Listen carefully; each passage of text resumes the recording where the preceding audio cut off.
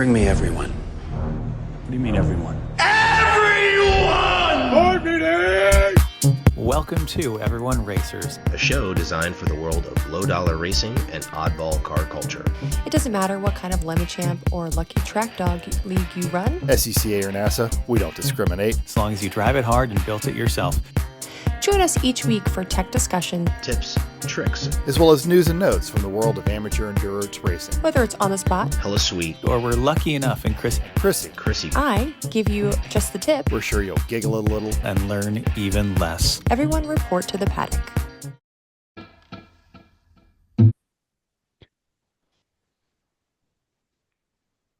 This is Chris. This is Chrissy, I'm Tim. And I'm mental. and we are Everyone Racers. Welcome to a Nikola Tesla Theory episode of the podcast. It's episode 369. The Tesla's 369 obsession began with his fixation on the number 3, and he is alleged to have stated, "If you only knew the magnificence of 3, 6, and 9, then you would have already had the key to the universe." There are a lot of reasons behind this in his mind, that you could fall down an internet rabbit hole if you wanted to, but whatever. It's also 3, 6, 9. Finish it. What? Nice. What? There's 3 nices because it's 369s. Nice. Oh, Nice. okay. Nice. Okay. Sorry. I just thought you just kept typing or something. No, it's 369s. So it's Oh, nice. okay. times Nice. 3. Nice. Nice. Yeah. Nice. Great. Well, aside from our reading comprehension, what else are we working on? Mental. How about you? Big surprise, everybody. We are recording this episode early so you can have it while you are traveling. We will talk about that in a bit. So it is Monday, and I have literally just this morning, arrived back from Sonoma, where I caught a nap, took a shower, and went to work. So, not sleeping. That's what I do. Working on refueling his car over There we and go. over. Yeah. Surprisingly, 35 miles per gallon, and I averaged 72 miles an hour coming back. Just set the cruise, and off she went. The Miata. Yeah. Great. Great. How about Who's next? Yeah. Oh, there we go. Thanks. Chris, what are you working on? I've been working on cylinder heads. We told you last week about the engine that had the churro cams in it. And I eventually got the head fully apart, and looking at it more, the head was pitted in certain ways that made it not usable. The way this works is it's a 4-valve per head engine, obviously. The cams actuate directly on the valves, but they have a little, like a bucket that goes upside down over the valve that sits in a hole in the head. And that's what the cam actually actuates on. It's not a lifter because it's not hydraulic. It's just, but it looks like a lifter. Anyway, so they're sitting in this little hole. But the couple of them the surfaces were damaged enough that I didn't think they would last under any kind of racing conditions and put metal in things, and that's bad. So that head got scrapped, and I'm using the head from the motor that blew up at NJMP, but that had 4 bent valves, and the other valves weren't sealing up quite as well. So that one's now completely apart as well, so that I can mix and match parts of 2 heads and have the machine shop clean it up. And but we use the basically new valves from the churro motor head because the valves look perfect, and the old casting, and I'll just do a quick port to it while it's out and sitting on the bench. Nothing nearly in depth as like I used to do on the Honda heads, because these ones don't need it, frankly. The flow on these heads is amazing. So yeah. If so that once engine that is not like labeled churro motor, I will be that's what I'm disappointed. I was laughing about that. I'm like, okay, well, if they have to have names so we can know which one's which. Yeah, It's exactly. true. Yep. So once I had the cylinder head scrapped, and we had available for scrap, and had a bunch of other stuff for scrap, we went to the scrap metal place, which is always Ooh. fun. We did. Do we get to Yay. do we get to Guess guess? that number. Guess Yeah. that That number. number. Sure, I'll tell you what we had. We had the engine for aluminum. We had the engine block, a cylinder head, 2 timing covers, 4 portion control arms, various other stuff.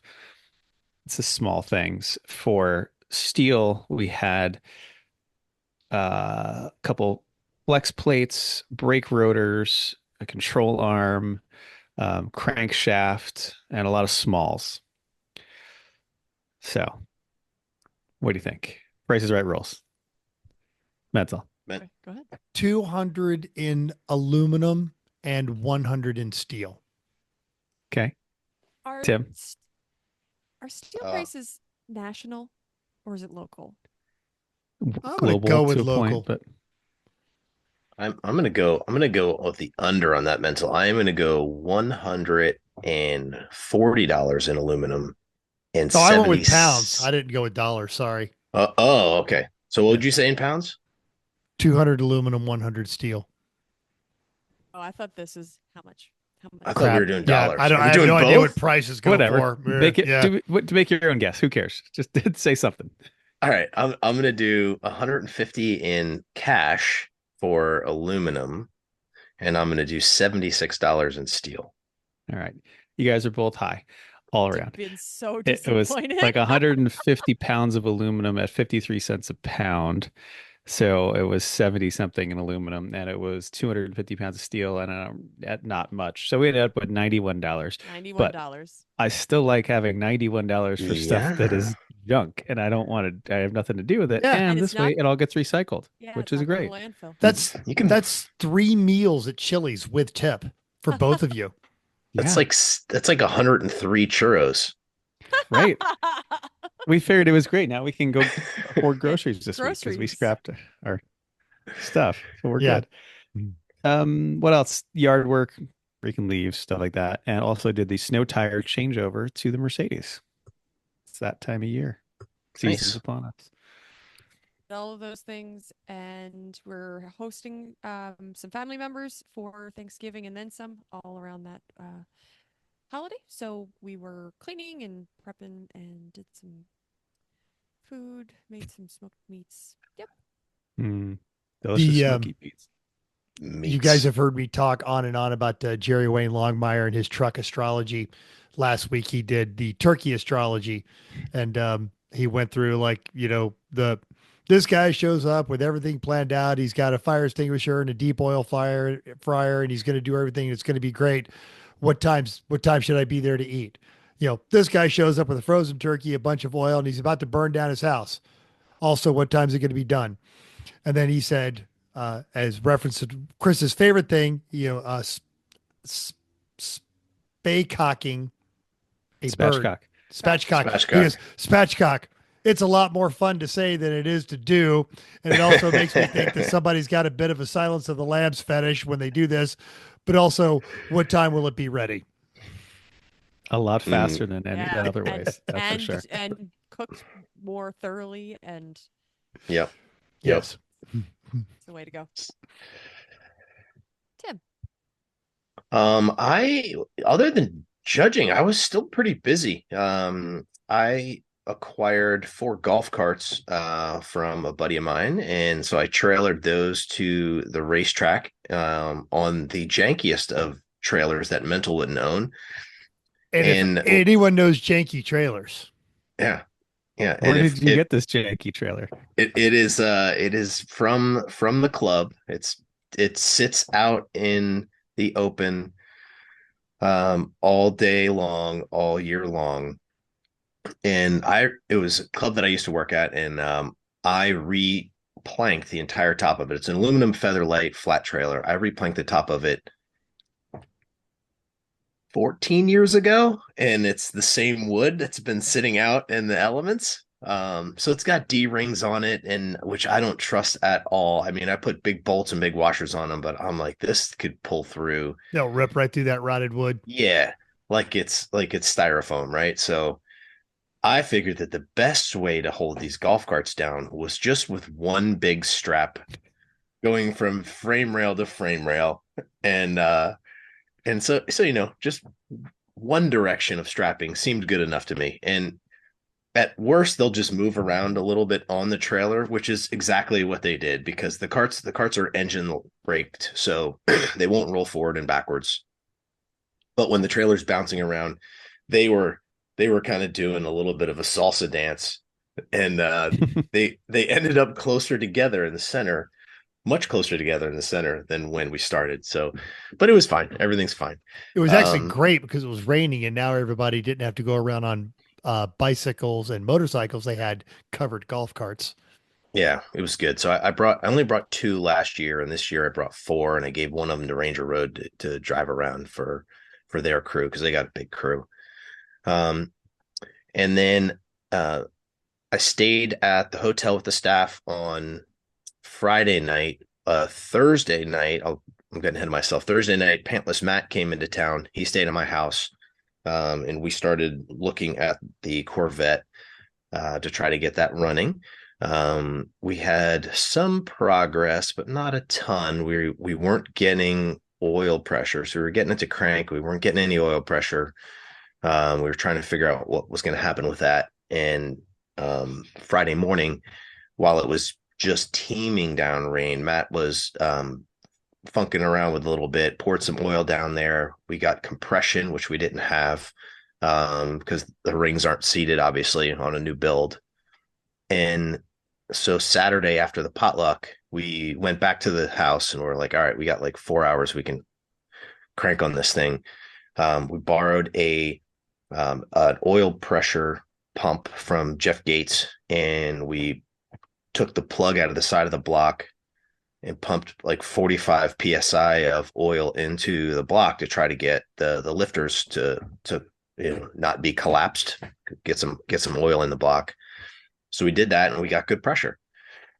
We turned it over, fired up, ran great, stopped smoking a little bit. It's super quiet, which we're really happy about because it's got all forged internals. We let it run. We're still not seeing oil pressure at the gauge, but we've got it. We know we've got it because we've got a mechanical hooked up to the side of the block. So then we're about to shut it down, and Matt goes, oh God, shut it down. And I turn it off, and I jump out of the car, and there is the Valdez spill 2.0 underneath the car. It blew the oil cooler line off and dumped $120 of starting oil all over the ground. So that's what 7 liters of oil looks like under a Corvette, ladies and gentlemen. So got that cleaned up with a dustpan and a piece of cardboard and scooped it up into you just put it in a funnel back into the motor, right? Oh, absolutely. I'm sure it's fine. Yeah. It'll be fine. But I'm happy. It's working. It's breathing. I think the oil pressure issue is actually either the sensor is bad or the wiring got messed up going in. Two bits with that is that that oil pressure sensor sits on the very back of the LS in the valley behind the intake. And when I was taking the motor out, I didn't know because it's tucked like way underneath the cowl of the windshield. And I started to pull it out and ripped the tip of the plug off. So I had to source a new plug, rewired it, put that in, and so it's either the sender's bad or something's wrong with the plug itself. We think maybe it might be pinned wrong, which would be really weird, but it's got ground, it's got 5 volts. So unless the signal's bad, then it's not the wire, it's the sender. So I'm gonna $60. I'm gonna get a new oil pressure sensor and put that in, and I'll bench test the sensor first, see if the gauge will go up in the car, and then go from there. So success. I'll call it a success. We're not quite there yet, but we're closer. No more the depressing just spinning if nothing can. Followed by tears. Tears. Hey, the fact that it ran at all. And that's the key. Like, Yeah, it ran and sounded good. and it was quiet. It was making 70 pounds oil pressure at the block, and it was making 40 at the sensor with the mechanical gauge. So I'm excited about that. That's good. That's excellent. Yay. Yay. Okay, Cool, great. cool. I can't wait to hear about the race, which is what we're going to talk about later. So that sounds great. Okay, let's move on. News and no stuff. F1 stuff is everywhere, but finally, some of the memorabilia is accurate and reasonable in price. Now featuring Lego's F1 car sets, featuring all 10 teams. What? They don't usually do that, and they're actual cars, not just one car and some additional stickers. I learned about this from Beverly Braga on the drive. Quote, during the product announcement, F1 host Will Buxton was unexpectedly but delightfully impressed at the level of detail on Lego sets that don't cost as much as a game console. Again, this isn't a $100 plus Technic set that contains thousands of pieces, but a Speed Champion model that retails for $26.99 and $26.99 and has less than 300 parts. And every time Buxton looks at the next card down the line, he notices something new. They go on sale early 2025. You have to pre-order now. Look up Lego Speed Champions and pick your team. I already have mine on order, so Chris, do not order any of those. Or we can have his and hers, because that would be fun too. And I'll let you know how it goes. I had to buy something else when I was already there, and so that one's already on its way. Yeah, they look really cool. I was pretty excited to see this. Super fun. Excellent. Well, Andretti and Cadillac's F1 bid keeps getting thwarted, but as Chris Teague at The Truth About Cars tells us, some leadership shuffles at Andretti could be the group's ticket forward, as it could eliminate some of the tensions between Andretti himself and the people F1 who just don't seem to like him. The team's initial bid was approved by the FIA, but F1 denied the entry because the alleged commercial and competitive concerns, i.e., they don't want to share the money.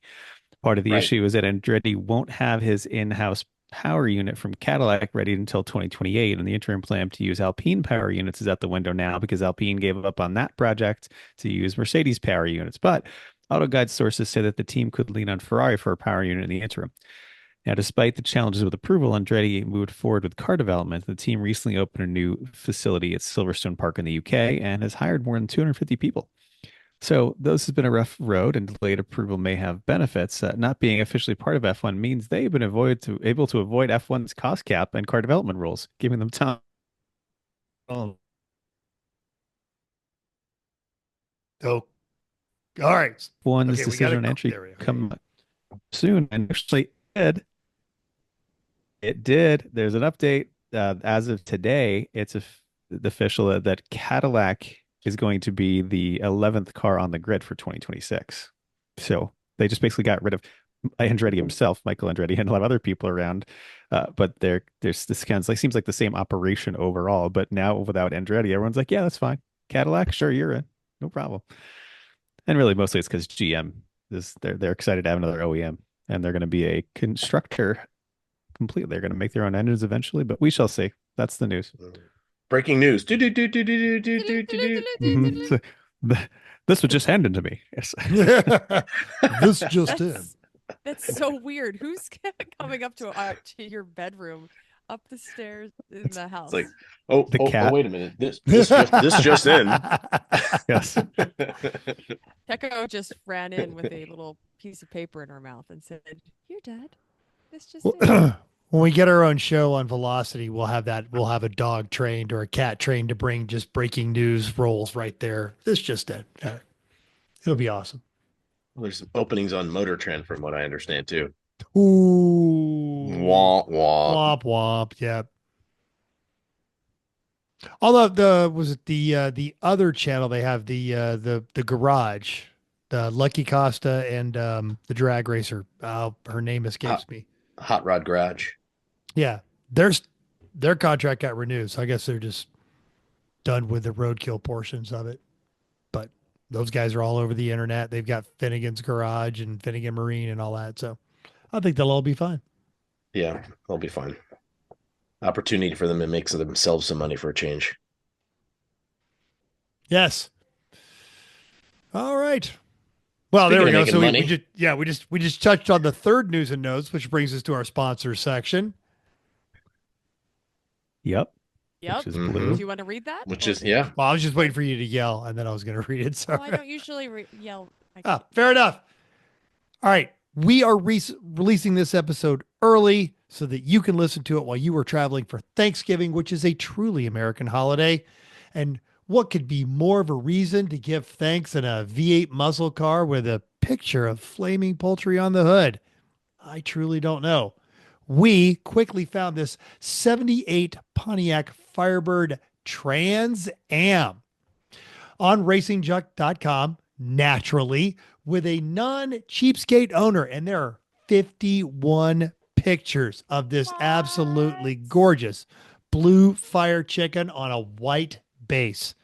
From the ad, it is a true time capsule, 3-owner, documented 62,000 original miles, 1978. The driver's rear fender has been painted, supposedly got scratched in a parking lot at this second owner's business. Got this from a buddy of mine and have extensive paperwork back to the first oil change. All the numbers match. Car's kept inside, so the paint and nose piece are show as well. All original sheet metal. Driver's seat does have a small tear. I left it alone to show you its true survivor status. Most of these Firebirds were ragged out or dirt tracked or ended up in my high school parking lot with a set of air shocks or Kragers in the back of them. He didn't write that part. I did. Dirt tracked. This is not one of those. Doors do not even have the sag. Every F-body enthusiast right now goes, what? Yeah. Yes. You could tell it's been taken care of. This is an investment, a quality type car that you can still drive because it's not a museum, $50,000 plus type money. It has some original blemishes. Again, it's an original true survivor, 46-year-old car. That is a great ad. These are great pictures, and this fantastic car can be yours for $32,000. It's in Bremen, Georgia. Yes, all day long. I would drive this, and twice on Sunday. This is a awesome, fantastic car. And yeah, like I'm clicking through pictures, but we're not going to have a chance to get through all 51 of them because this guy knows how to make an ad on racingjunk.com. And I wouldn't even call this one as an opportunity to die on Racing Junk. Like, this is an opportunity to be way cooler than a new Toyota Camry. So It's Not great for nearly doing as burnouts. practical, but way cooler. It's hard to die with 130 horsepower. Exactly. Yeah. But those drum brakes and those 14-inch tires are going to do their part. Don't worry. It won't be for a lack of trying, especially when it rains. But that's a great car. So fun. Mhm. That is the flaming chicken for Thanksgiving version is the guy in the driveway frying it in a pan of oil. That's the turkey version of flaming chicken. That's what I thought of when you said that. Yes. Oh, and I do want to, we're going to real quick, because I know I said I was going to draw 51 pictures. Here's how you know this is a true survivor. Look at that. Look at that power amp and equalizer It's a there. graphic Yes. equalizer. Yeah. Yes. In the glove compartment because they didn't want to spoil the Oh, lines of that's that amazing. dashboard. All right. Check that ad out. It's in our show notes. That's awesome. Okay, upcoming races. There are none. It's Thanksgiving. But we do have some races. Tell us what you know. Oh, we know it all. We know everything. Oh, We'll yeah. talk about all of it down there at the Let's talk bottom. about it then. I We think don't we wanna should just Save it for the main. integrate it into the main. Got it. Let's do listener feedback then. Michael K. Shaked, whatever. Shaked? He Shook his fist at a cloud on YouTube. The airplane story just proves the point. Airlines will do everything to keep the butts in the seats with the plane in the air because that's how they make money. It has just as much to do with gate fee penalties, real or not, from being available for other aircraft at some airports. It's totally fine. It's not like they're going to absolutely completely deregulate the industry and the things where they have to pay you for your canceled tickets or any of that. It's none of that's going to happen. No, never. Never. It's going to be great. Paul Jan 2521 said, quote, news we missed. A recently restored BMW 850 was one of the 3 cars damaged by a moose that got itself stuck in the garage of a BMW specialist in Sweden. I saw that video and it is, Oh, I you can missed hear it. them going, open a door. What are we going to do? We can't, and it is stepping on hoods and it's trying to get out and it's trying to like run through a window. It's awful, but they wrapped it up with Muschlong Racing lives. Yeah.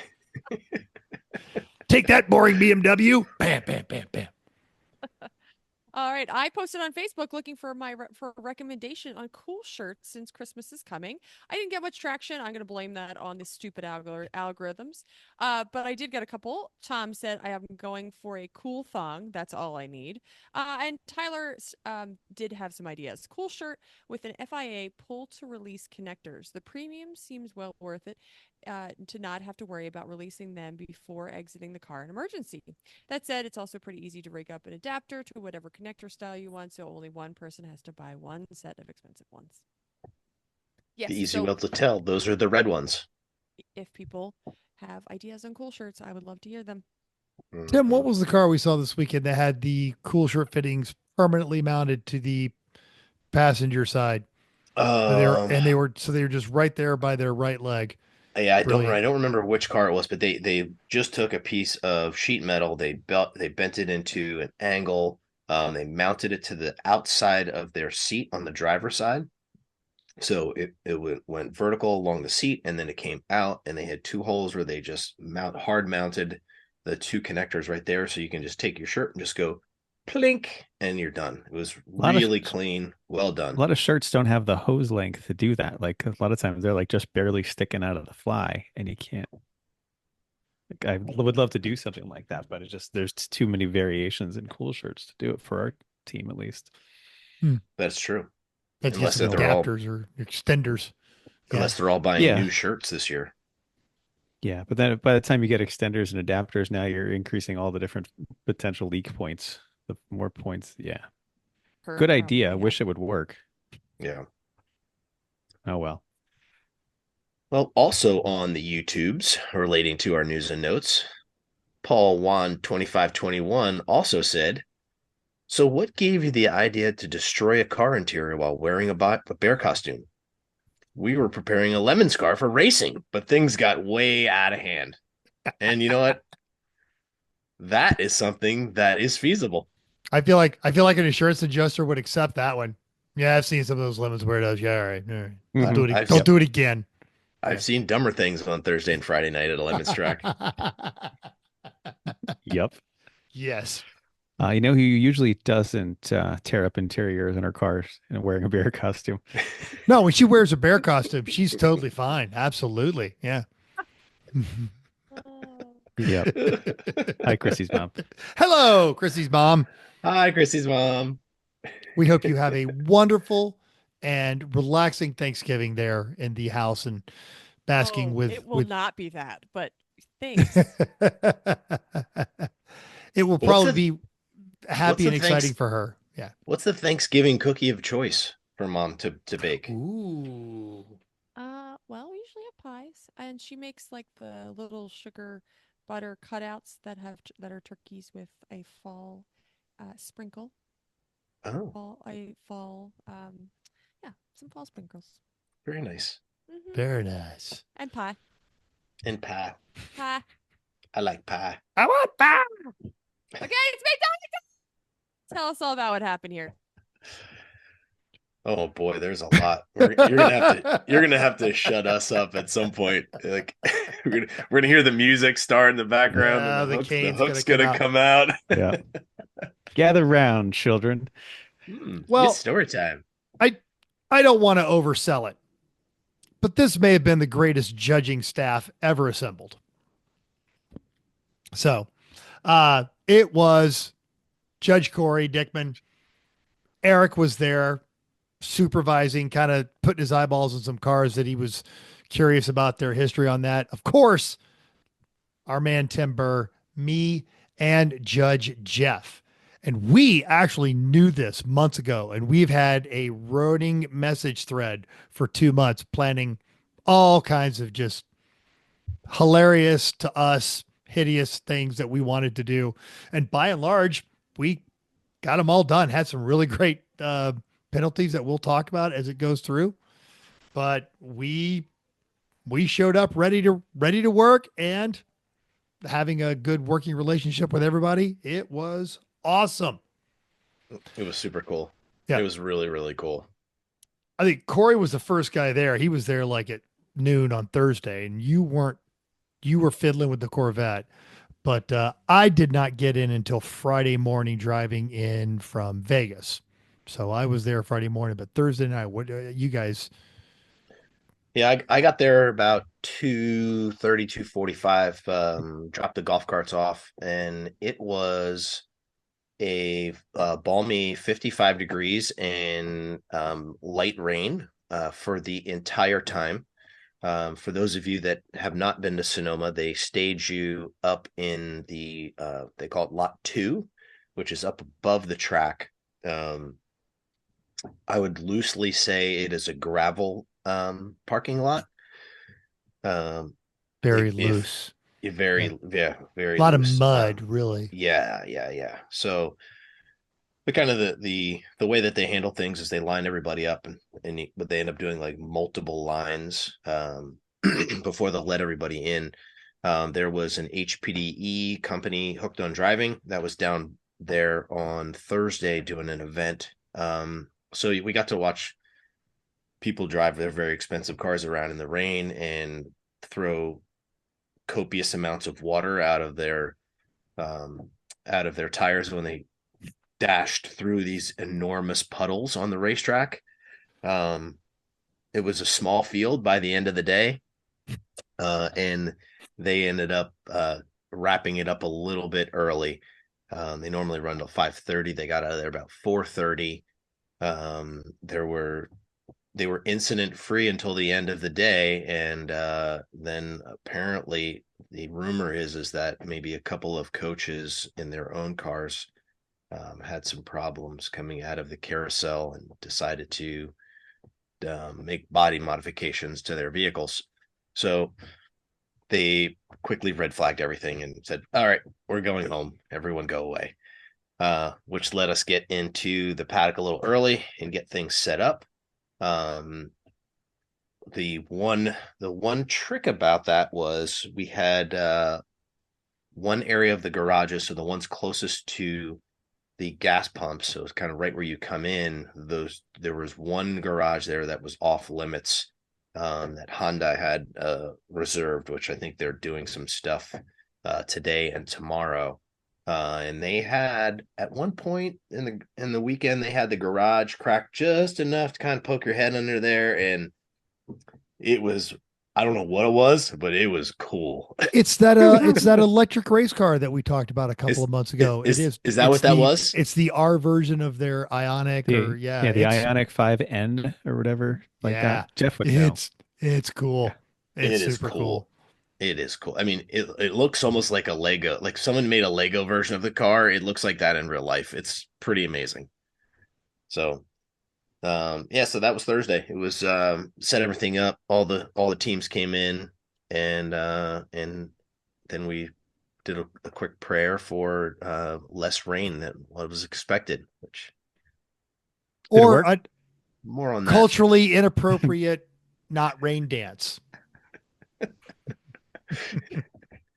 Yeah. Good. Yeah. Okay. Fine. So Thursday. So Friday then. Oh, Mental, you didn't talk about your Thursday. How was your drive in? How long is that drive? Right about, like, with fuel stops and everything, 9 hours. So just painless, really. I was expecting crappy weather. I thought all of California was crappy weather, but it was clear and nice right up until I'd say I just rolled into Vallejo, and bam, there's the rain. I'm like, oh, hey, Sonoma. Yeah. And drove up to the track. It was raining there, but that's no complaints. That was an easy drive. Easy drive there. I'll spoiler alert, easy drive back. Just took a lot of time. Yeah. So then we got set up and get started ready for tech. Well, even before that, like, we were in there setting up all of our penalties and stuff you had brought and Jeff had brought and Corey had brought. And yeah. Yeah, we had many things. Mental.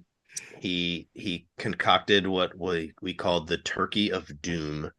So it was a turkey with three rows of like fanned out feathers, and on each feather, on the back was a number and the name of the penalty, and then we had a list, with a index, so to speak, of what that actually entailed. So we put all these together.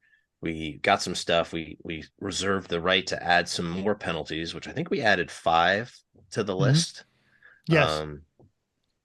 And then set the tables up and did all the things. Got the paint cans ready for the bribes and for the bad themers, and before you know it, it was 11 o'clock and we had cars rolling in. And let me tell you, the weather was horrible.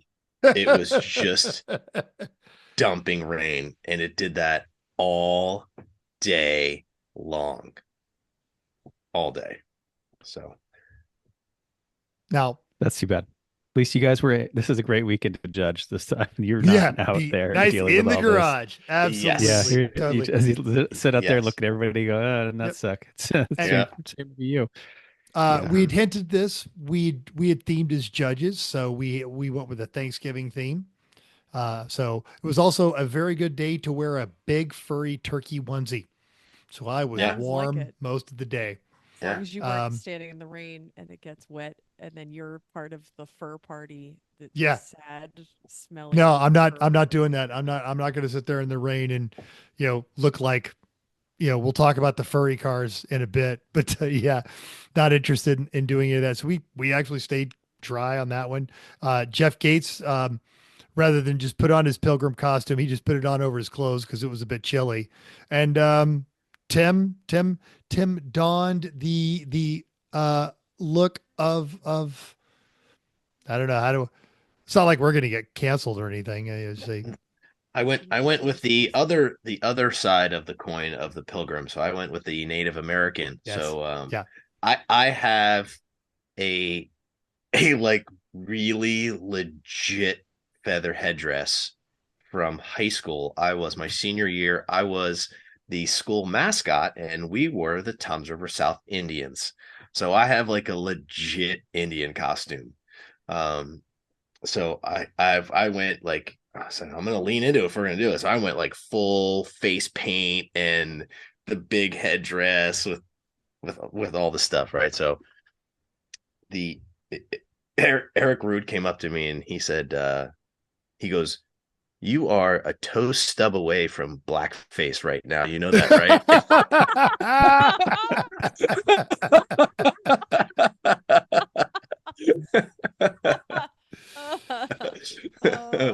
I'm like, yeah, right up to the edge of the line. Look over.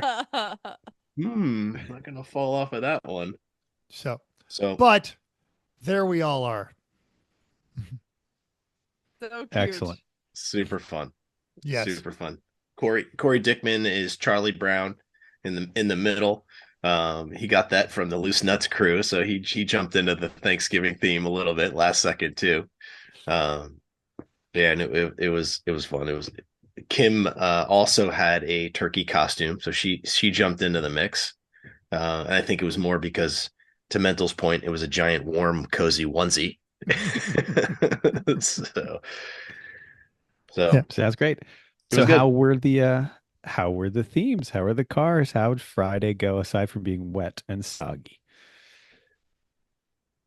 I'd say the themes were pretty good. We had 2 teams that were going hard for Halloween meets gasoline. So they were full on, like, all the things set up through tech and somehow they everything managed to else. schedule themselves for the same times. They like both showed up. So we're getting Yeah. like a huge HMG caliber theme on top of a huge HMG caliber theme. Yeah.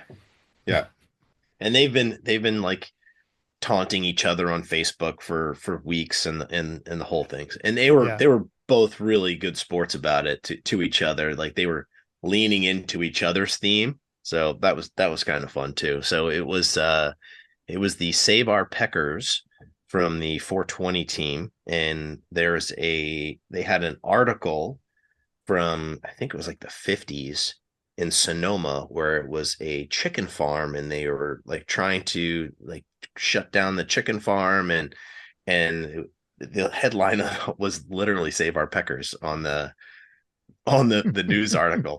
So they had like legit historical memorabilia about their theme, and then they just went and made a 180 and leaned into the like all of the things you can buy at the adult store. So they Yes. went with the two process theme. Every morning we walked into a nest set up in the center of the staff area with little plastic eggs and several things in the eggs, including a small bag of big sour dicks. Mm-hmm. Yep. There were Jimmy tissues. So they were tissues shaped like male genitalia.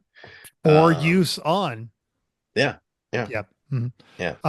Lots of handouts on how to do a proper testicular examination Mm-hmm. for safety. Prostate exams. Yep. Yep. Yep. Yep. They were Yep. handing those out. They had a blow up male male member ring toss. For a penalty. Yeah. Yeah. Yeah. Yep. Yep. So they did that. And then loose nuts, they came with a 49er gold rush theme where the boys were like hillbillies trying to pan for gold, and all the ladies on the team were dressed up as gold diggers, like trying to find your wallet kind of thing. So they had like a dual purpose going on for that. This is so The ladies walked so in and deep. went, "We're here for the gold digger meeting. What? These are not the gold diggers that we're supposed to be meeting with." And yeah, it was brilliantly executed. Yeah, it was good. They, flirting with everybody. So, and they did it as they do. Like both of them did it all weekend long. So I've it never was had good. so many hands on my ass in one day. Just Yeah. every time somebody's cozying up next to you. Yep. We had a new team. They brought in Infinity G35. They were the chorizo team. They were probably 15 strong in that team. Oh yeah, absolutely. It was like big group. Six families. And Yeah, from San Diego, they came up and they had like a big chorizo sausage on the roof of the car, and they were handing out chorizo, and they had like stickers and T-shirts and like all, like they went all in. They spent chorizo some money. tacos. Ooh, oh God, those Oh, tacos those- were so. They lasted 7 minutes. Everybody just had a chorizo taco. It's fantastic. Yeah. Not only did the tacos last 7 minutes, but their car lasted even less than that. So Oh. Yeah. More on that later. Yeah, we'll continue on that. But it was the teams that themed, not just like, oh, here, my Burt Reynolds mustache, Smokey and the Bandit. They were all trying. There were 3 terrible DeLoreans, Back to the Futures, but Awful. they were putting on the costumes, but the cars were terrible. The amusing thing, there was a boring BMW E30, but these guys have brought this to a couple of West Coast races, and I keep telling them it's going to get destroyed because there's no dents on the car. It's actually really, really clean. And they're like, nope, we've kept it clean this long. We're going to, but they showed up as shirtless firemen. So they've got just red suspenders, pants, fireman hats, and they're kind of dancing a little bit, and all of the sudden the gold diggers appeared out of nowhere, and you never saw 4 very fit, good-looking guys get very, very bashful so quickly. So uncomfortable. So uncomfortable.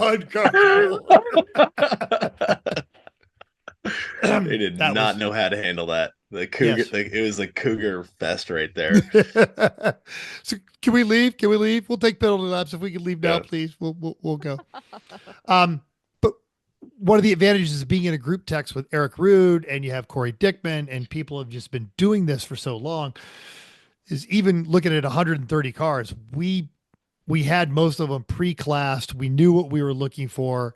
And not only did that get everyone the heck out of there and back to their pits where they could be dried off or get back out on the track or do whatever they want, people that had the more extended presentations gave them time to actually do their whole bit. So I think, It was good. yeah, the worst It was wait, we good. had like 5 cars for about a minute, and then we got it all straightened out. At the end of every 30-minute block, we would have the entire area cleared of cars, because you had 3 people on tech, 3 people on BS. It was great. So That's wonderful. tech, It's nice when those days go like that. Yeah. yeah, If you put the work in, you can make them go like that. You Yeah. know, Yeah. there'll always be the loose wrench, but if you have a plan, at least going in. Mm-hmm. so the tech was interesting. We had David and Corey and Pagel doing tech, and that Corey himself failed 20 cars. Wow. So there are a lot. Corey's the of fails. hammer. He's throwing Wow. crap. Yeah, and a lot of it, a lot of it is insignificant. I shouldn't say minor adjustments, right? Like, I don't like the way your belts are attached to the car. Like, put a bigger washer in, or like the hanger on the exhaust is loose. So it's a bunch of little stuff. But there was one team that came in, and Pagel was a new car, rookie team. Pagel said, you need to go find Erica the welder, and she needs to re-weld every bead on this cage. So Erica went in, she had to lower the seat. She re-welded the entire cage. She spent like 8 hours working on this one car alone. Like full redo. Wow. Pretty It's a shame. unbelievable. Yeah. But And a lot of they it, got out on track. yeah, the little things that teams were missing. You know, oh, I have to do that. Did you go to the website and look at the PowerPoint? It's literally PowerPoint, how not to fail. This Yeah. is And slide it's number like 3. it's my first like roll cage, basically. Race car. It's so simple. Yeah. Right. Yeah. But even things like Pagel failed a team for they had the roll bar padding on, and they had the pad, like the C of the pad where the bar was exposed where the driver was. Like, no. Like, it's not why that's there. Like, cut all that off and redo it so it's like this and it doesn't move at all. Like, you're missing the point. So Yeah. there were some insignificant things, but easily fixable, which is good. Great trend we're seeing, or at least we're seeing out here on the West Coast. I'm digging it, because the same thing happened at Button Willow. It's a lot less just booze for bribes, but a lot more like stuff that they've thought about, and teams that bring penalties, like, oh, hey, this is a penalty for you guys to use.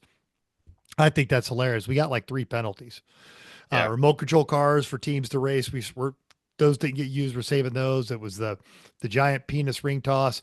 10 years of the anal probe. They brought a probe word search. That one did get used. They had to go find all the words in that one. That was just some fantastic stuff on that one.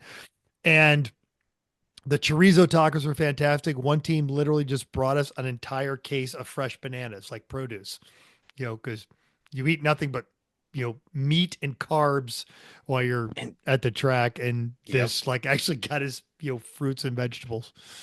So I will say this, if you are going to bring booze, like, bring booze, like bring a nice bottle of whiskey, or bring a good beer, like not like Coors Light or, Malort. something. Yeah. Or Malort. Like, just, if you bring me Malort, I'm going to make you drink it. And I remember having a team reach out and ask, like, hey, what happens to the booze you guys don't want on that one? And usually one of the reasons, that any number of reasons, and everybody here knows this, the corner workers love is the stuff that we can't take on the planes when we're traveling or don't want, the corner workers get. So nothing gets wasted. All of it usually ends up at the potluck anyway. So yeah, that is true. mm-hmm. Yep. What else was good?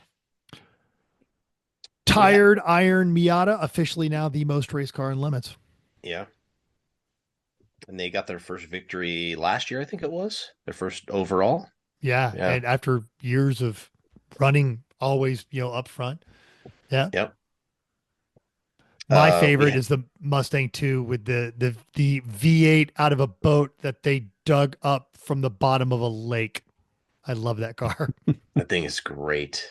It is great. Buttercup was there. Love that. Love that giant Lincoln in Overzet. Changed the theme a little bit to in perfect Thanksgiving flavor, a fox hunt. So he was dressed up as a fox, and they like Neil Losi was dressed up as a dog, and the dogs were chasing the fox around, and they had a guy on Buttercup playing a trumpet, and it was a full-on fox hunt theme. Hysterical. Dogs barking, like played on a speaker on the car, like in a loop. Really, really funny. Really, really funny. Yeah. And then there was the Misguided Children of Bernal Dads. Now, Bernal Dads have been running forever. They're always at the pointy end. They did the Dodgy Man. And what better way to introduce your college age children into racing than to put them in a solid rear axle Mustang notchback on a rainy weekend at Sonoma? Well done. Fail. Parenting, you win. No fail Yeah. on that. No. That's how do you know your parents don't love you? There you go. Oh, and we finally had the Oakland Fire Department show up with a Honda Accord. They also, despite many best efforts and the presence of probably 50 people, did not have a good weekend, but they had fun. Yeah, it was good. It was a good field. We had I think 132 cars. There were not a lot of cars testing. The judges had a bet as to how many cars were going to get wadded up in that horrible rain on Friday, and I think it was 0, 2, and 6 were the three guesses, and the answer, I was the pessimist on that one. The answer was 0. Yeah, Yep. the answer was 0, so that was good. Good. That's a fine thing. Yeah, Yeah. I was excited about that. So All right. yeah, so then Saturday. They had forecasted kind of scattered showers throughout the day. We show up in the morning early, and what do you have? But you have a beautiful full rainbow in the sky that ends right at the carousel for your pot of gold. It was just spectacular. And what looked to be a really like tough day, where the worst kind of day, which is it's not wet and it's not dry. It's in that I said it to Bagel, I go, it's that hero weather where you think you have grip, but you really don't. Oh no. Oh no. But that wasn't it. The track started to dry out. Sonoma's has a ton of elevation, so the water is draining off of the track nonstop. So even if it's not raining, there's water on the track. So people did a really good job in kind of managing that and letting things dry out. So I think they got super, super lucky with the weather on Saturday. We the judges were expecting the worst. We did. We had prepared ourselves for the utter nightmare of dealing with all that crap. Well, after Friday was so wet, then yeah. Exactly. Now, if you did make a mistake and you went off, like, wow, wow, was it muddy and dirty? Yeah, You there's just keep going.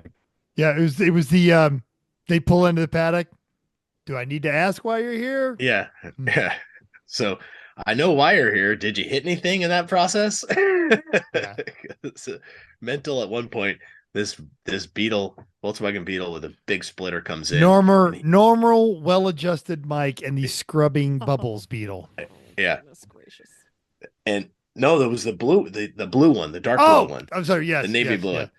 It goes in and just like throws the shovel into the dirt and takes these huge chunks of mud along with him. And Mental picks one up, and it was like no joke. 4 pounds. Yeah, it was the size of a shoe. He builds it up the window and he's like, well, why are you here? So, but it was good. really, really nice towards the kind of late morning. And Eric did a good job in letting everybody know, like, it's be careful out there, folks. Be careful. But there were a lot of offs and spins on Saturday, and I think Sunday was actually we'll get into that, but Sunday was actually a lot more contact. It was very bendy on Sunday, but Saturday there were a lot of spins, and we had pretty quickly some repeat offenders, which is always fun for us. So 100%. yeah. Mental got he got to do one of the penalties he's been wanting to do for a long time, which is the Sonomans. So Mental, why don't you tell him a little bit about that? So the Sonomans is the newest soap opera that will be hitting the channel on there, and it's slightly based on the California Saturday Night Live skit. I just rewrote 3 scenes, and our first was the as seen on TV Kia, which normally they're invisible, and they showed up in the penalty box. Oh, okay, what do we do? Okay, we just need to. Okay, yeah, don't spin again. Okay, the second time. Oh, okay, guys. Stop doing this. Yeah, we don't know. And then I think they got hit the third time, and I'm like, well, yeah, I know it's not lunchtime yet. I think they got hit at least twice. Like they hit everything after that. Yeah, they hit everything but the lottery. Like, it was bad. That car got banged up. So I had them. I had already printed out the scripts. They set up the set. They cast the roles. Then we recorded 3 episodes of the Sonomans soap opera. And if they don't use it for the wrap up video, it is absolutely going on our YouTube channel because it's awesome. I don't know, Jeffrey. Why are you here? Just get on the 608, go to Petaluma where you belong. And then Mental, he wrote a song on his 8-hour drive to the racetrack, a spinoff on Sorry for Party Racing, Sorry for Shitty Driving, where you had karaoke that over the LMFAO song. Yes. And of course that got somebody pulled that one. It was like, are you kidding? Like, both, like, the 2 back-to-backs. Yes. The Sonomans and the Sorry for Shitty Driving penalties pull. I was like, and it was 2 older guys who English was not their first language, and they didn't know the original song, and the young kid had no idea who LMFAO was. So they're just reading the lyrics regardless of what the music's doing in the background. Afterwards, Kevin, who works the races, Kevin comes to me and says, I thought we were friends. Why would you make me suffer through that? He runs tippy tap with Kim at the penalty table, and he was like, Mental, I thought we were friends. Please don't ever do that again. Yes. But we had some, a couple of other good classics on there. Was it Saturday or Sunday we did the I wrote it down, but the Central California Homestead. Oh, that was I think that was Sunday. It was. Yeah, that was our first customer Sunday morning. Yeah, right. That was Sunday in the Passat. Yes. But you had the team do the Salvation Army penalty, so they had a cowbell and a bucket, and they had to go around and collect money for Ranger Road. And they singing holiday songs. Yeah. And they leaned into it and got $250. Yeah. Like, that's great. Well done. Well done. That was a great one. Yeah. So there was at one point Corey went around, he jumped in the golf cart and drove around. He came back to penalty and he goes, there is an epic amount of cars being fixed right now. He's like, it feels like a third of the field is in the paddock working on their broken crap right now. So it was a tough day. It was a tough day. But it was refreshing to see people commit to fixing their cars. Yeah. Mm-hmm. We've gotten very good as this series has matured about knowing, all right, you know what, I can do this in this amount of time and still have fun, or nope, throw it on the trailer, we're out of here. And there was not an excessive amount of throwing it on the trailer. Yeah. Yeah, the Kia that we were speaking about before, like they put their stuff back together. There were a lot of cars that had some sort of damage or that had to from contact that had to come back and get reteched, or had issues. We had was it three? We had three fires. Oh no, we had two fires. One in the and paddock. And one in a paddock. So two required a fire. Fires? Car fires. Yeah, car fires. So Mike and the Scrubby Beetle, his car, did we talk about that in the award? Should we talk about that later? The Scrubby Beetle? Should we do it now? Yeah. All right. So, as part of his voyage to the I think we didn't get him screwed. We did get him screwed. Yep. Yeah. Yep. So we'll wait on that one. But the Infinity, there's two Infinity teams. One of them called the Racers. Their car caught on fire right at the gas pump, which is a horrible place to do. And then one team that had they had a small fire in their Fiero, which was one of the it was a Cadillac swapped Fiero. They had a small one of the fire. DeLoreans. Yep. They used their fire suppression, which was a bad choice. They were actually in the paddock, I think, when it happened, and ended up having to go to Wine Country Motorsports and spend $400 to buy a new fire suppression system because no one's going to just refill it last second like that. So they were like, man, do we spend the $400 or do we park the car? And if it was Sunday, I think they would have parked the car, but it was Saturday pretty early. So it was like, I'll just add it to the tally, Yep. So with the Scrubbing Beetle, it was actually in the paddock in front of somebody else's garage. Now, that Beetle, Mike has been running that Beetle for a decade, and it actually used to be really, really quick, but now the field has gotten a lot faster. But one of its first races, it was T-boned really hard. And in doing so, the car was significantly bent, but over the years, or, actually for the immediate repair, they got it unbent, and over the years, they've worked it out. But what we didn't know, what no one knew, what no one could know, is that for a decade, in between some of those sandwich panels, for 10 years, a piece of bent metal has been slowly sawing its way through the main wiring harness. Oh, that's exciting. It's very exciting. And at this race, it got to the one with power on it, shorted it to the air cleaner. And while the Cadillac Alante team is getting their car prepped in their garage, right outside of their garage, boom, big fireball everywhere. So they all grabbed their extinguishers from the garage and safely put that fire out before the fire team could even respond. So they saved the Beetle, they saved the garages, they saved the Alante, and they were repaid with new expensive charged fire extinguishers courtesy of Mike and his lovely lady. And Mike himself quoting his rental driver. The guy showed up late, like as the driver's meeting is starting, going, "Oh, what did I miss?" And then he ended up staying all night rewiring that Beetle.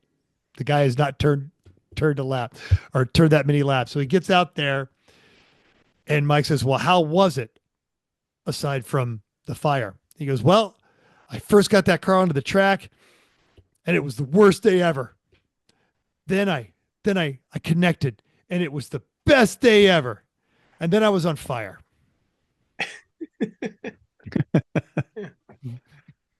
That's quite a day. Yeah. Most cars don't have that kind of swing in experiences. Yeah. Exactly. He got all the emotions. All of the emotions. It was a Dickensian story. It was the best of times. It was the worst of The times. worst of times. Totally. Very uncharacteristic. The Ranger Road hand-controlled GTI. That one usually gets every Sonoma race. It gets a hit. Somebody just nails that thing. survived all day. And it was very unsettling not to hear them wailing on that car with hammers Saturday night. They pulled it in, they checked the fluids, they torqued the wheels, they were good to go. Fantastic. Well, and by what Mental means when he says survived is that it didn't require chains and a truck to straighten the vehicle out. Again. But I'll just say this. When I came to the track on Sunday morning, I picked up the outside cover for their driver's side mirror and the fender liner for their Mini, and I brought him over and I said, I'm pretty sure these are yours. And they were like, oh yeah, that is. Thank you very much. We appreciate that. Yeah. So they did not go unscathed, but they also did not completely stuff the car, which is a huge improvement actually. Yeah, and Tim had mentioned the great collection of mud and sliding, and as the car started to go through, I know, brace yourself. We had an Audi go off, and they're normally so great in the rain. All-wheel drive for the win. Yeah, exactly. They had done the very well-crafted plywood spoiler, which immediately dug into the mud, got completely ripped off, flipped up underneath the car. They came back in. They had to change a wheel. We looked it over, gave it the safety check, and sent it back on track. And as they go back onto the track, the hardworking staff at Sonoma, they are very good about collecting all the body parts that they find on the track. So they come back with this giant splitter and in pieces. In pieces. And they dump it out of the back of the truck where it hits right in front of the garage in front of Penalty. And there's 100 pounds of mud all caked on it as well. And they go back on their way as the Audi comes back in and goes, none of our laps are counting now. And Tim wisely looks at him and goes, where's your transponder mounted? And you see the look of horror when they realize, oh God, it's still on the track. It's attached to our splitter. Nope. It's right over there. And they had to dig through the 10 pounds of mud to find their transponder and reattach it to their car. Yeah. They are so lucky that it is not 3 feet down in the dirt out on the racetrack. That would have been a $400 mistake right there, boys. Yeah. So Saturday, everyone, as they came off the track, and one of the penalties that we always offer is that you can donate $100 to Ranger Road before you choose the feather from the Turkey of Doom or the candy cane or the pencil of doom, something of the doom. But one of the teams we knew was all college kids. They did not have $100. So we made them the offer if they would provide $100 of labor to Ranger Road, they could also afford the same capabilities. And for reasons we still don't understand, they had a 10-minute discussion about whether or not they wanted to just pick the feather from the doom till finally Jeff said, you'd be done with your penalty by now if you guys would just make up your mind. So like, how lazy do you have to be to not set tables up? So they what they might get might be like bad. Awful. Awful. Yeah, right? Not might. We had doom. one get out of jail free card. Everything else was terrible. Of doom. Yeah. Of It would have doom. likely been bad. It would Yeah. have likely been bad. So they did the setup on that one and the potluck, partially because of the weather, but partially just because the people that come to Sonoma was an immense success. That was a great time. Everybody was hanging out. They had a person providing music accompaniment for dinner on the guitar. And somehow in that night, all of the judges found themselves married to gold diggers. Like marriage certificates and everything. We're not sure when that happened, but we were announced that we now had wives, which leads into, I think, Sunday morning, unless you've got something else, Tim. No, that's it. That's it. I was busy cleaning up the Valdez 2.0 at my house. So so I got to hang out with some of the folks and then go home. But on Sunday morning, in addition to the also Pecker's Nest that we had and more eggs laid around there, this was on display outside of the penalty box on the garages. They had the gold diggers had planned this enough ahead to where they stalked all of us on Facebook and found every one of us worst picture. The picture of Jeff Gates with the Fanta girls is my favorite. That's Because it's the amazing. least Jeff Gates thing ever. Ever. Like, they should have drawn a dart sticking out of his mouth and it would have been more believable. But they did. They found horrible pictures of all of us and Rich, and then they said that they divorced us and we were all bankrupt. Oh wow. Again, Mhm. yeah, they were leaning into that theme. Quick marriage around here. Mm-hmm. All right, Sunday. Tell me about Sunday. What happened? Sunday, Sunday, Sunday. We did not have to have a Sunday morning drivers meeting, so out everyone goes. It looked like it might try to fog over, but it did not. So we got everyone lined up on grid, and when you've got 3 furry cars, who should lead that race? Furry cars. Furry cars. So, So Buttercup in the lead, a Mhm. horse. The Oldsmobile, the mayor. Yeah. furry car, a horse, and then a pink and white Furby, just super fuzzy, taking it out with top 10 right behind them, and Or no, the everyone- top 10 went out, then the furry cars, and then no, the furry Oh, cars were they put them in first. front of the top 10. Oh, that's even hilarious. 100% they did. Yes. That's great. 100% they did. Good. I So bet you some can- people were burning. Oh man, it's Oh, I've so got a mad. Oh, so I've got a- mad. This is a travesty. I don't know. I feel Oh. like 8.5 of those top 10 teams are probably sitting there going, Yeah. Sure. It's a horse. I know. That's why I said there were some people were Yeah. burning mad. Yeah. So my favorite part about it is so if you're standing in the hot pit and you're looking up what they call the drag strip, like at the exit of turn 6 up to turn 7, that's where you'll see the train of cars first appear, right? So I'm watching and I was like, this is gonna be amazing to see these furry cars like leading all of the pack going up. And you've got Buttercup in all her glory going straight up the center of the drag strip, and then you've got the horse, the Oldsmobile horse, and Furby behind it, weaving back and forth like it's the Las Vegas Gonna Grand give- Prix, That's trying to get amazing. heat in their tires. And I was like, what are you guys doing? That is hysterical. So then they go all the way around, and now I'm standing there at the first bend before start finish.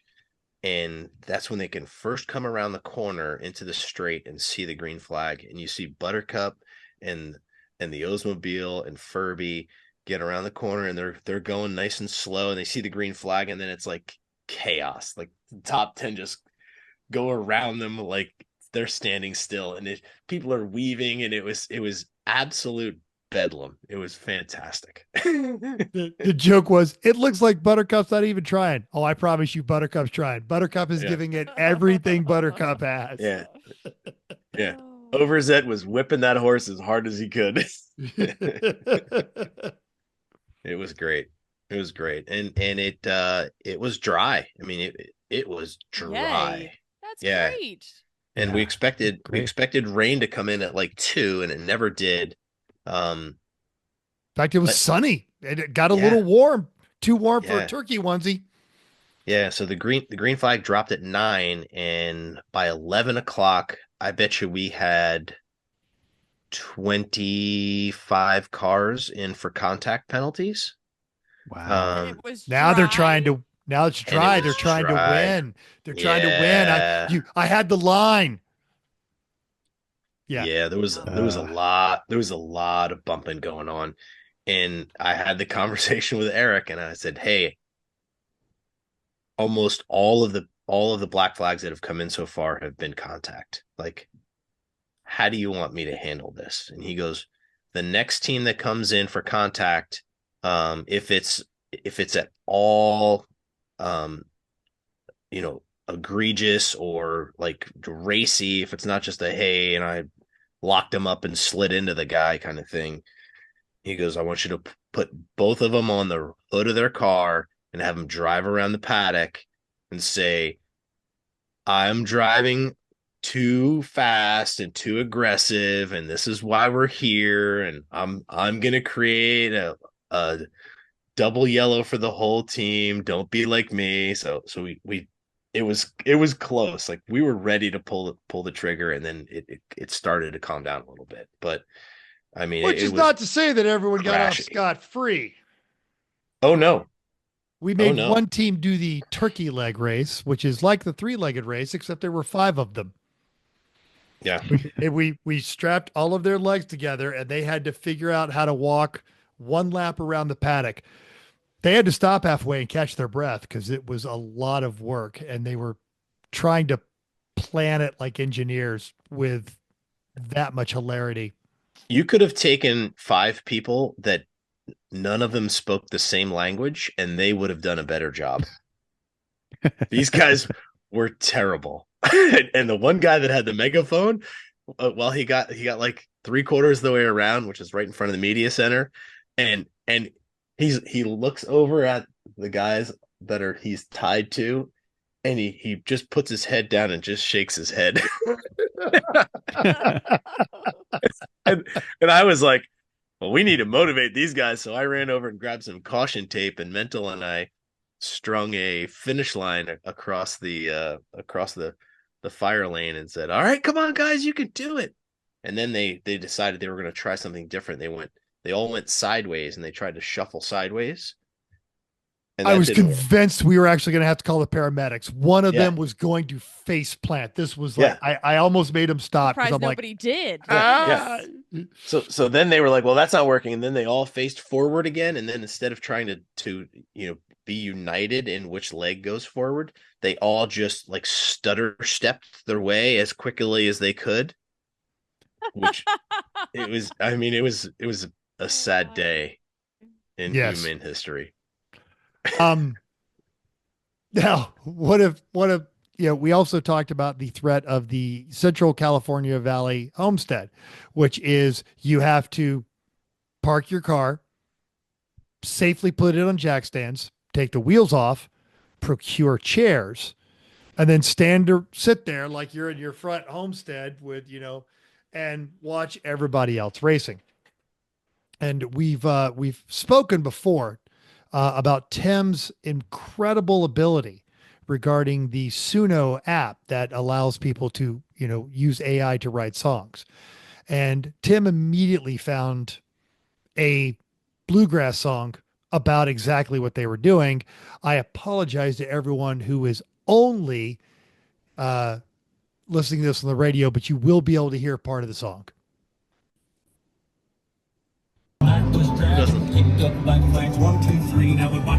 Cloudy day. It sure is powerful cloudy. Might get cloudier. Might clearer.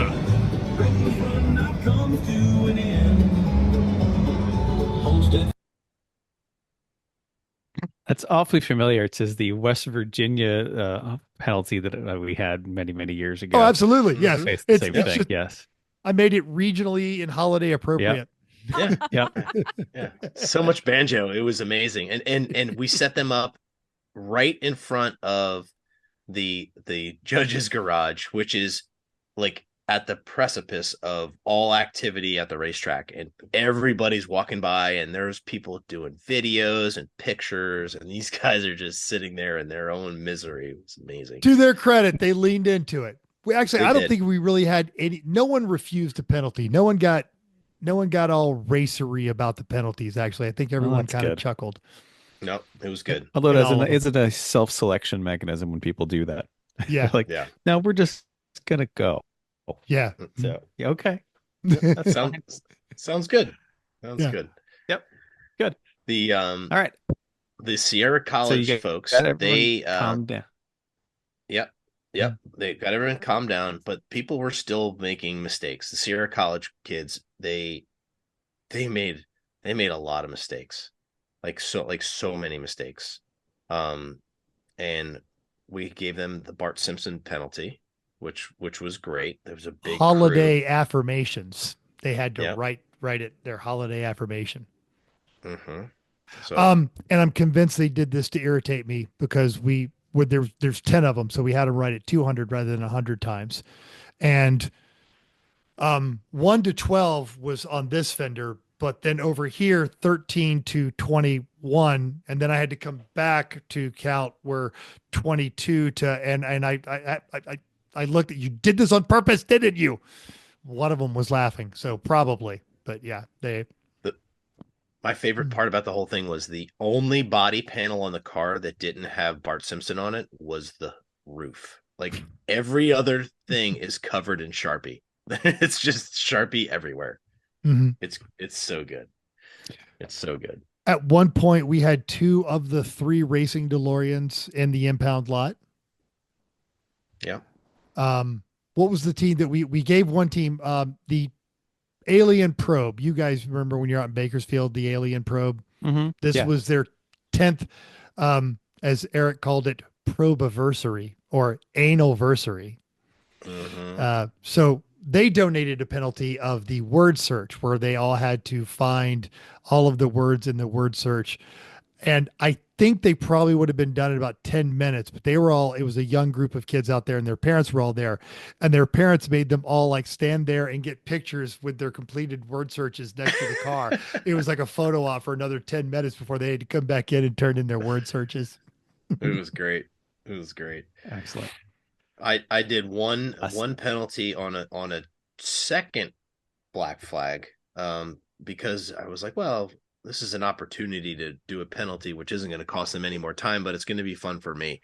So it was a team that had a Honda Civic. They made contact. They had a large chunk of their rim ripped off. So I had to go and say, all right, well, you got to change this wheel out before you go. So put them in impound. I said, here's what I want you to do. All right, I want you to write a song. Like, it's got to be a work song. So what's not a non-offensive work song? I said, Oompa Loompas. So I want you to write a song in the Oompa Loompa song. That kind of Oompa Doompa Doompity Doo.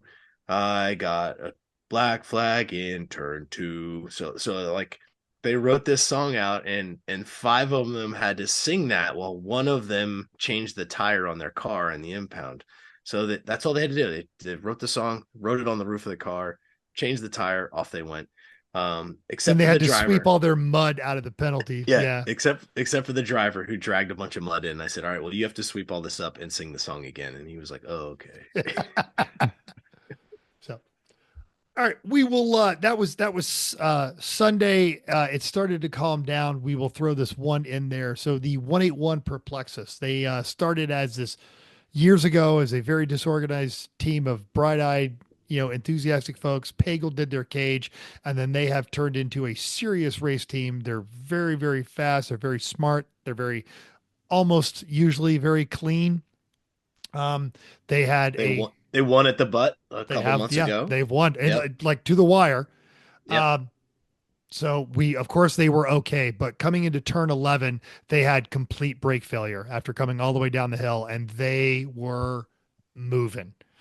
And the person in the car, recognizing brake failure, elected wisely to go straight and use all the crumple zone of the car. And he was smart enough to get the handbrake up.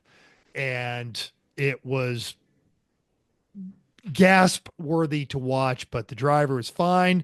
The cage was good. Spend your money on good gear. That car is no more. They might be able to get some parts off of it, but the car died. The driver was fine. So that I think that gave us attention, but they did have to actually reroute traffic while they fixed the course. So they had to alter the racetrack during a full course yellow and bring that out. Exciting. Yeah. They ran the short 11 for probably, hats off to the safety crew. It only took them like 15 minutes to put the tire wall back together and get things cleaned up. So, but it was a scary one. Like people were like, I felt that. Like, I didn't just hear that. Like, I felt that. That was a big impact. It was one of those ones where as everyone heard tire screeching and an impact, just conversation stops. Yeah. Yeah. It's a distinctive sound. Yes. Yeah. Okay. You want to go through the winners? So last thing before we go to the winner. So now we get to the end of the day. Everyone gets done, like everyone's coming off, everyone's hanging around, right? It's all the high fives as everyone's coming in, and of course we had one EV that is running the race with Chevy Bolt, and they come in and they die, they run out of battery on the track, and they come in on the hook, and I got a great video.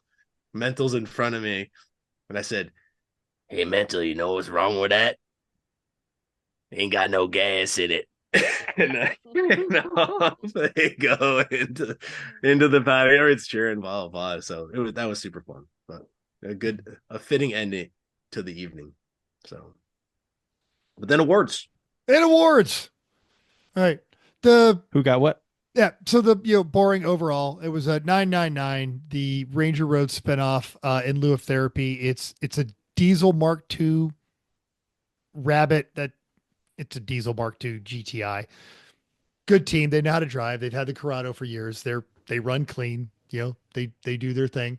Class B was the hit and run in that now forever will live in a very tired, very squishy 1.6 liter Miata, but no more.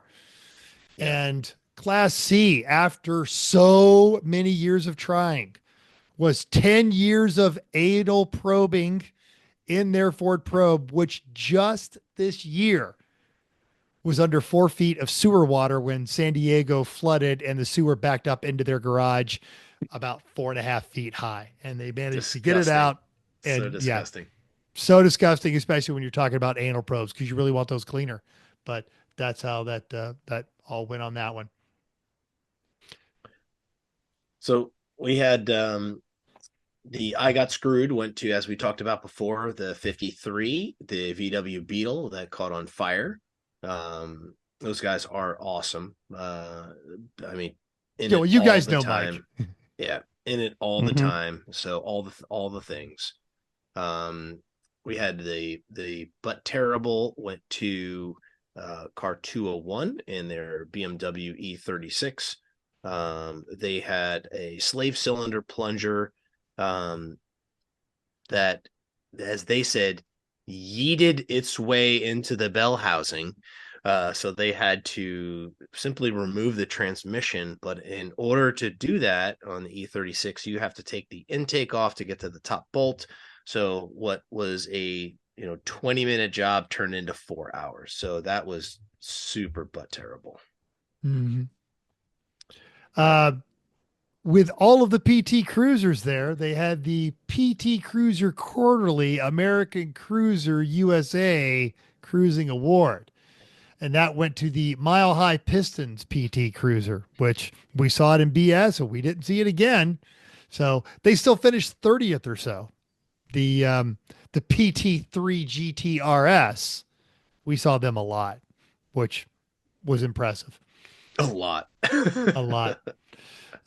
And our Hella Sweet Award was the Mitsubishi, which Eric is getting media. He goes around. There's some folks, they've got their kids there at the track, and they're being very responsible parents. They're there with their children, and the children have the earmuffs, hearing protection on, and they are over there next to the Mitsubishi, just rubbing it and rubbing their face on it. And Eric brought it over to Dr. Mary and said, as a pediatrician, should we be warning these parents? And he shows her the video.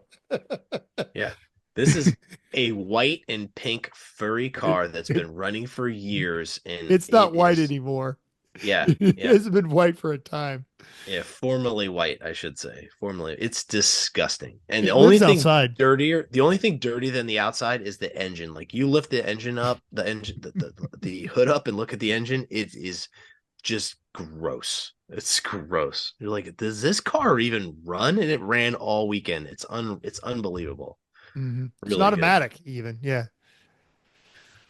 The heroic fix went to car 76. The Stircore Supra in their Toyota Supra. This is their second race. They blew their motor up. They had a parts Supra there.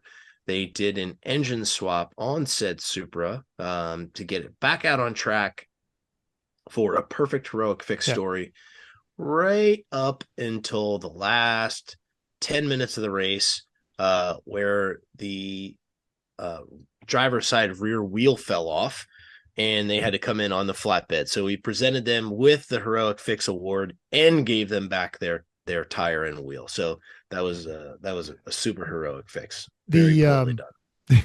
The one guy's coming to meet him at the track. Hey guys, I'm on my way to the track. You want me to get anything? Yeah. Hey, do me a favor. That's great. Could you get us a pallet of water? That'd be great. And also like maybe 6 Gatorades. Oh, and could you swing by the shop and get the parts car and the trailer and bring that to us as well? We're going to need that later tonight.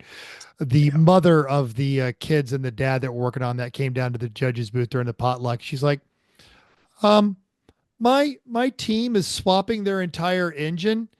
Is that normal? and I had to sigh and go, yes.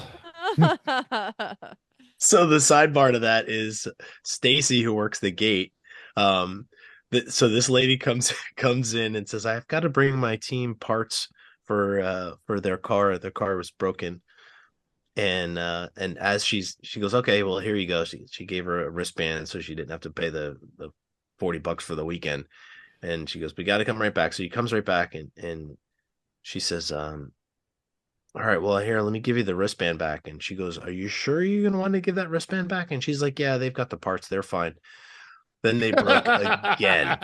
So the next day she shows back up and Stacy goes, huh, should have kept that wristband, huh? Bad. So great team with those guys. The organizer's choice was one of the DeLoreans. We've talked about it. This is the Fiero 777 DeLorean. It was a group of engineers, fresh college students who decided to put the Cadillac high performance motor in it sideways. Just everything on there they had to make up as they went along, and then they chose horrible tires. They could barely turn the thing. It was wonderfully poorly executed. Yeah. So bad. It was so bad. Mm-hmm.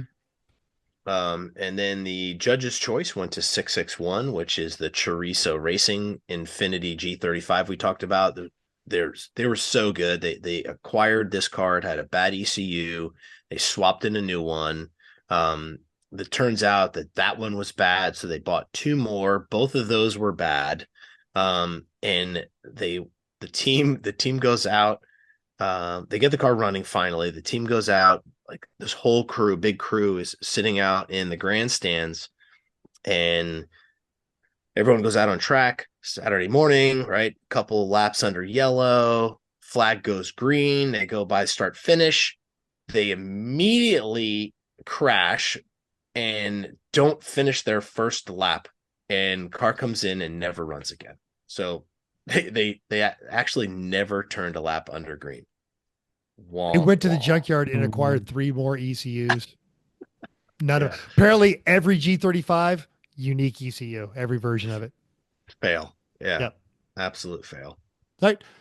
Of course, the Halloween Meets Gasoline was the Loose Nuts guys. They were just over the top, fantastic, hilarious.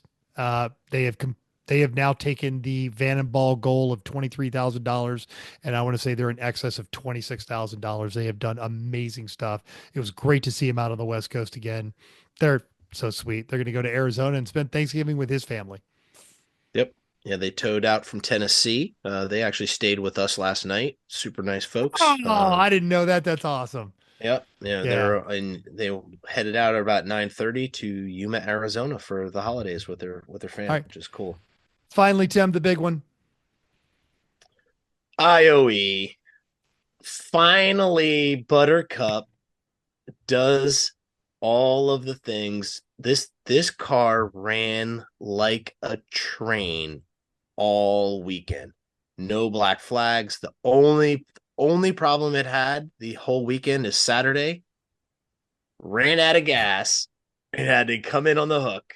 And they pull it in, And Overzet's he's like halfway in the garages, so they pull it in, they drop it off there, and he's like, well, can we fuel in the paddock? And the answer is no. Like you can't fuel in the paddock. It's hot pit fueling only. And he's like, well, we gotta push it down to the pumps then. And everyone looks around and we're like, so we got can we get through the channels, we got a special dispensation for them to put one jug in there, following the fueling rules, with a staff member right there watching them do it. And as they're putting this one jug in, 4 people come by and want to know why they're getting preferential treatment and being able to refuel their car to the paddock. And I said, it's simple. They ran out of gas. Do you want to push it? No. Yeah, they should be able to go ahead and fuel it right here. Yeah, that's fine. Yeah, they'll be good. Yeah. No one wants to put their hands on that fur and push it to the pumps. We're like, let him put a jug in. It's fine. Yes. All right. Excellent. Good for them. Glad All they in made that. all, a fantastic penultimate race. That was my best time at Sonoma ever. The weather was horrible, but the teams were wonderful. Everyone was great. It's a good weekend when on Monday, as you're enduring the post-race hangover, you feel like you did like a core class and your abs are just killing you because you laughed so hard all weekend. I've got that going. I don't want to sneeze right now because my center section is just sore from all the hilarity. We had a great time. And both of us have the smelly cat voice going right now too, which is amazing. This morning, I was briefly Simpsons teenager. I was in California all weekend. Oh no! Yeah. Always after judging, you just can't talk. Oh. Or singing to its journey. I had that problem when I came back from. Yeah. And you can never sing too much Journey. That's the thing. So. All right. Well, it sounds like a great time, guys. That's great. Yeah, it was awesome. It was awesome. It was super fun. Okay. And that means it's time for just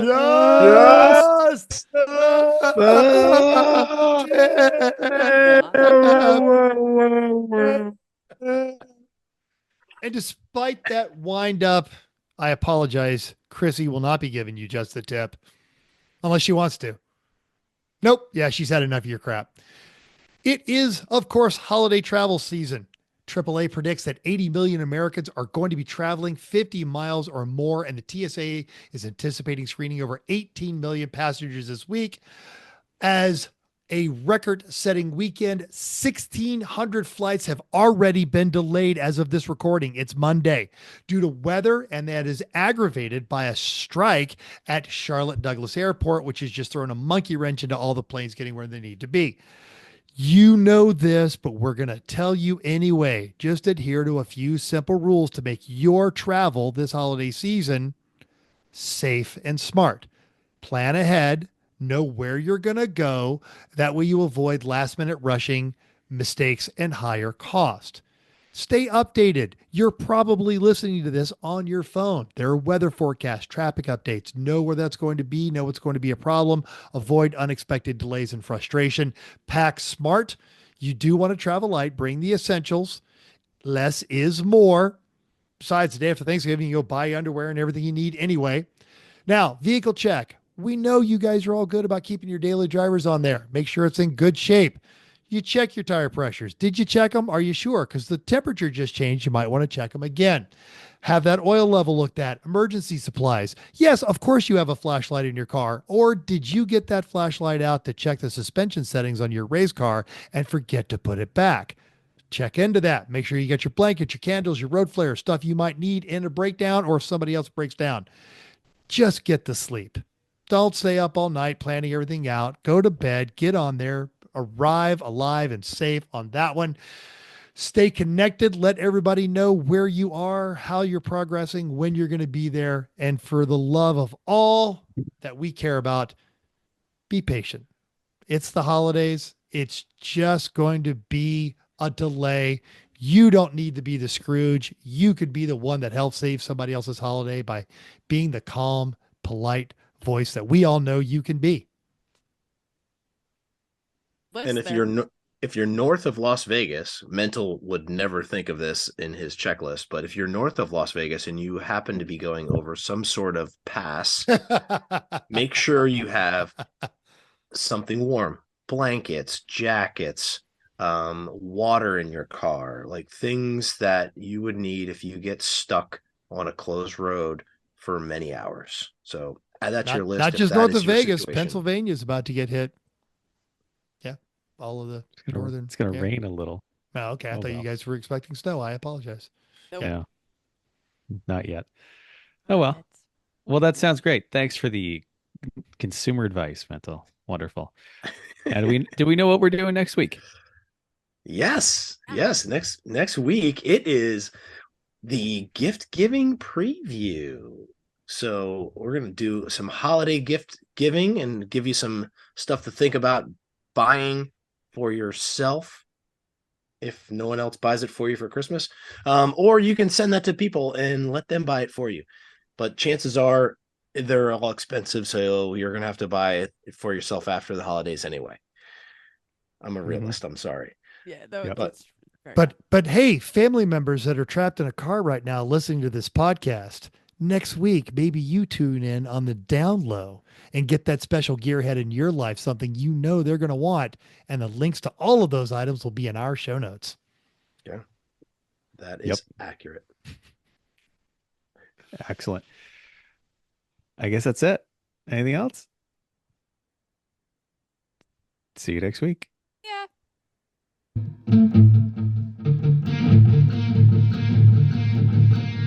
Thanks for downloading us. We hope you enjoyed this week's edition of Everyone Racers. We also hope you will join us in the world of driving, racing, and building, because everyone can be a racer, even you.